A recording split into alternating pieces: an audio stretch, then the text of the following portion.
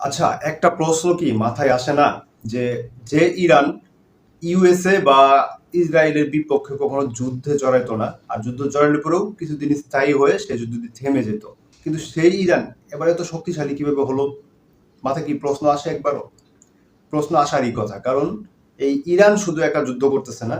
এখানে কিন্তু চীন বলেন, রাশিয়া বলেন, উত্তর কোরিয়া বলেন, তারা কিন্তু ইরানকে সহযোগিতা করতেছে।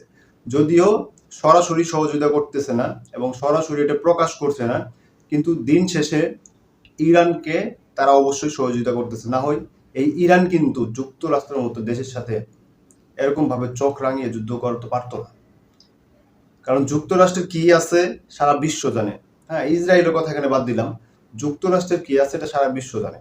তো যেহেতু ইরান চোখে চোখ রেখে এই আপনার ইউএসএ ঘাঁটিগুলোতে, যেমন সৌদি আরব, কাতার, দুবাই, এই ঘাঁটিগুলোতে কিন্তু হামলা করেছে, তার সাথে ইসরায়েলেও কিন্তু একদম সারখার করে দিয়েছে। অবশ্যই আপনারা নিউজ দেখতেছেন।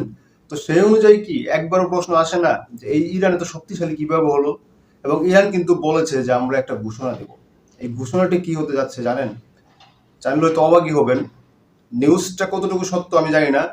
ইসরায়েলের একটি গণমাধ্যম প্রকাশ করছে, সেটি হলো আয়াতুল্লাহ খামেনি কিন্তু এখনো মরেনি। আয়াতুল্লাহ খামেনির যে ধোঁয়াশা সৃষ্টি হয়েছে, এই ধোঁয়াশাটা সেদিনই প্রকাশ হবে যেদিন ইরান এই যুদ্ধে জয়লাভ করবে।